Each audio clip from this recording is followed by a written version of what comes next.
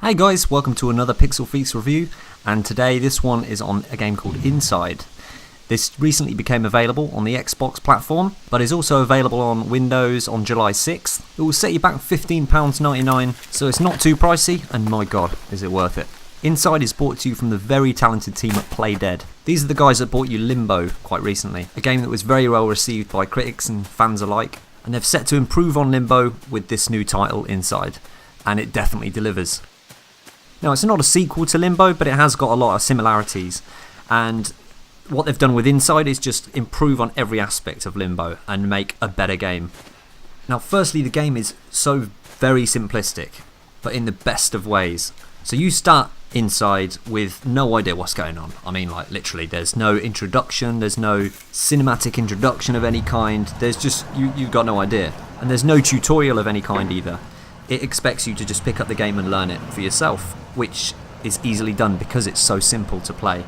And that's the beauty of it. There is just two buttons. You've got an action button and a jump button, and of course you're moving analog sticks, and that's it. That's all there is to it. And because of that, straight away you naturally have this sense of intrigue and mystery surrounding the game.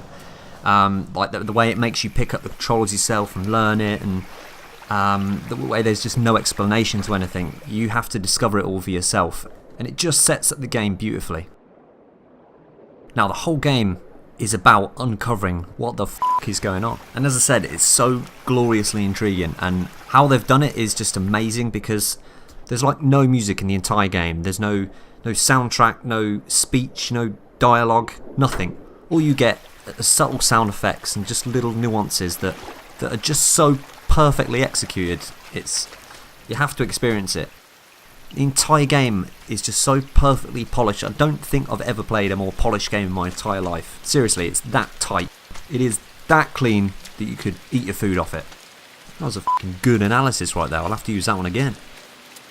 Now, the visuals are just stunning. It's kind of like a 2.5D platformer. Not quite 2D.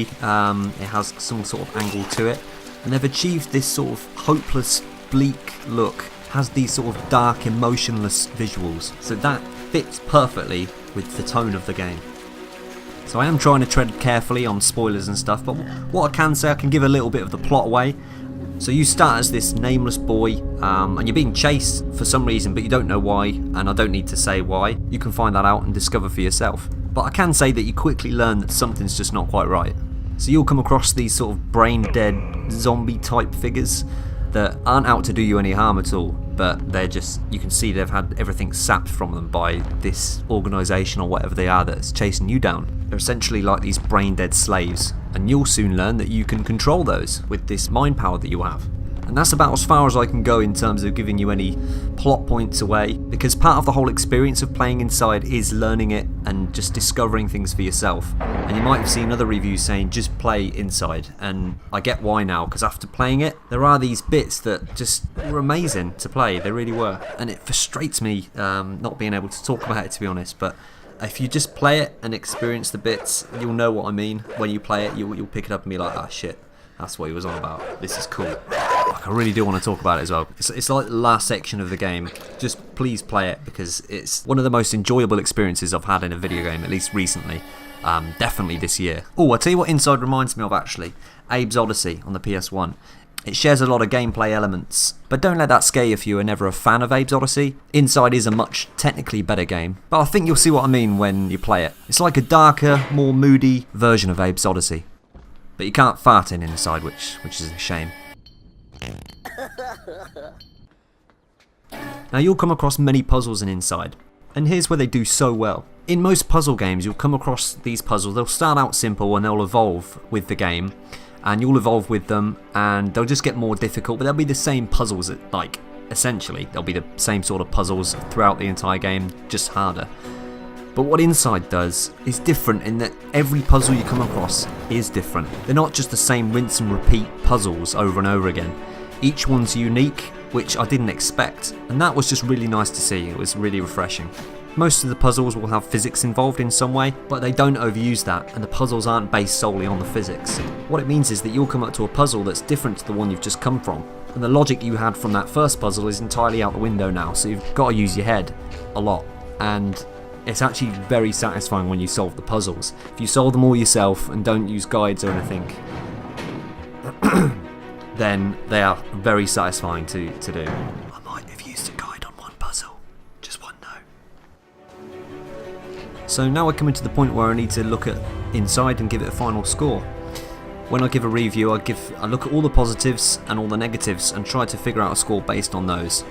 I can't think of any negatives with Inside other than one, which is that I suppose it's a little short. It took me around 3 to 3.5 hours to finish it. In fact, maybe 2 negatives. I suppose it hasn't really got too much replay value in it. I don't think I will see myself playing Inside again. I think it's more of those one playthrough kind of games, just because part of its brilliance comes from its element of surprise. Now, those 2 slight negatives I don't see as massive point droppers, if you know what I mean. A game shouldn't be dragged on longer than it needs to just for the sake of ticking a box, of saying that it's at least 7 hours or something like that. A game's length depends on how good it is, in my opinion. If you get 3 to 3.5 solid hours of a really enjoyable game that has no need to be longer than that, then what's the point in dragging it out? And Inside's a perfect illustration of that, because you don't feel like it needed to be longer at all. It served its purpose and it was a thoroughly enjoyable 3.5 hours. And again, with the replayability, not such a big factor for me, because if it's good enough the first time round, then I don't need to come back to it a second or a third time. If I enjoyed it so much that first time that I'll remember it, then that's good enough for me. No spoilers here, but the ending maybe left me a little bit not disappointed, but confused maybe. I didn't know exactly what to make of the ending, but I think that's the idea. They want you to have your own interpretation of the ending. And when it did finish, I found myself looking on forums and things to check out what other people made of it and see what their interpretations were. And some of the ideas are actually really interesting. Anyway, without further ado, let's wrap it up and give Inside a final score.